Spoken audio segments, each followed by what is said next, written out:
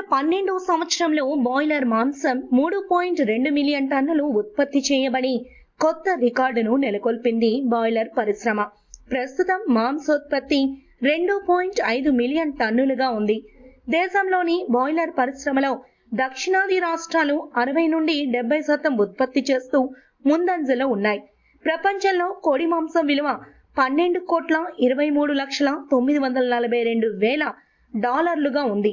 దేశంలో 2010 సంవత్సరంలో 4 million metric టన్నులున్న బాయిలర్ మాంసోత్పత్తి 2020 సంవత్సరానికల్లా 8.6 మిలియన్ మెట్రిక్ టన్నులకు పెరుగుతుందని ఒక అంచనా కూడా ఉంది.